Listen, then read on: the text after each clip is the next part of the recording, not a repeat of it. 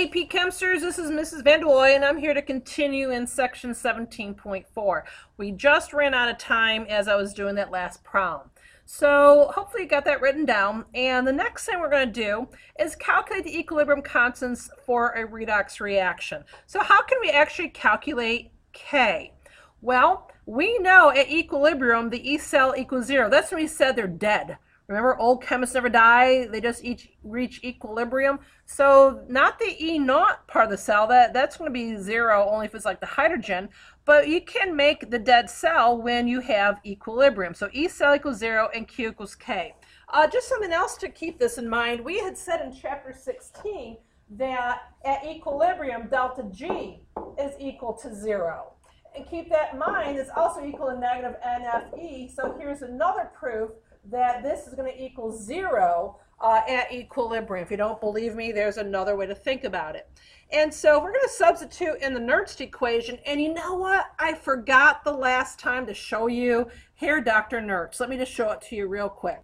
So here is Walter Hermann Nernst, a nice German name, nice German guy there. And that's why I called him Herr Doctor, by the way. And he's the one that came up with the Nernst equation, which again shows you the relationships between concentration and cell potential. All right, so now I've shown them to you. Let's go back to the problem. All right, so substituting in the Nernst equation, so my E, not my E naught, my regular E equals 0. So 0 equals E naught minus 0.052 over N times log K. And if you're going to solve for log K, rearrange the equation, put log K or E naught on the other side, and divide each side by 0.052 and times both sides by N. So here is the equation for at equilibrium. So again, you can solve for K. Now I made a slight boo-boo and I left out the problem that goes with this section. So you picked up a different handout, a single piece of paper that has the next problem on it. So why don't you find that problem and let's go ahead and do that. So this is the other handout that I left out. So problem, I called it 15.5 because I had to sandwich it in there. And so for the redox reaction, here we have a reaction written out. And the question is, all right, what's the K value for this? So what's E naught and what's K? So they split them up into half reactions, and there they are. So how do I know which is which? How do I know which is my oxidation? How do I know which is my reduction? Like we've said throughout this whole chapter, that the one that is more positive will be the reduction. So if that's the reduction, then the one that is more negative or less positive will be the oxidation. So let's rewrite these equations because we do need to balance it, by the way, to finish off the problem. So we're going to keep this one as is.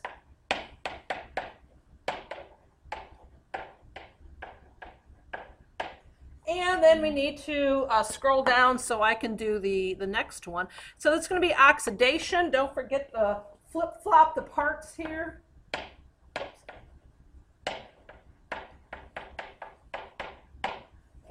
E is equal to 0.17 volts, and it's E naught, and E naught for the anode, that's the cathode, that's equal to, remember, make that negative a positive, negative 0.50 volts.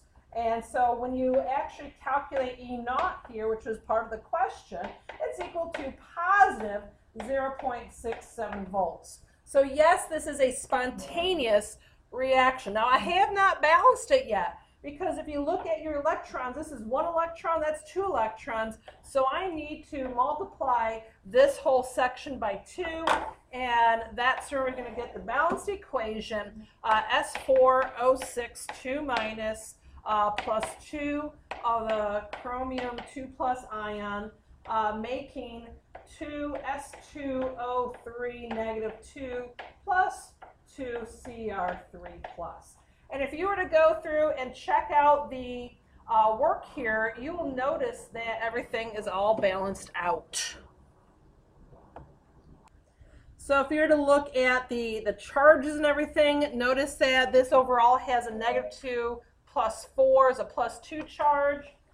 This has a negative 4 over here and a plus 6 over here. And so this is also over here a plus 2 charge. So it is all balanced out Looks great. So let's go ahead and solve for K now. That's the next thing we need to do. So using the equation that we just had on the board earlier, log of K is equal to n over 0.0592 times E naught. So I now know what n is. N is the 2 that's up here, right up there, and I had to multiply everything by 2. And so it's 2 over 0.0592 times 0.67 volts. And if I were to do the math, hopefully, keep your fingers crossed that I get my math right. You know how sometimes I am. I found this whole thing is equal to 22.6. Try it and make sure I'm right. But that's what log of K is. They didn't ask for log K, they want K. So if you remember, K is equal then to 10 to the 22.6. Holy cow, that's a big number. And that's equal to 4 times 10 to the 22nd. And yes, indeed, it is a very large number. So what does a huge K value tell me? That it is goes almost to completion. It favors the products. And if you think about it, most redox reactions do favor the products. They will pretty much go to completion until, of course, the cell dies. So that's it for section 17.4. We're actually going to skip a few sections and come back for the very last one.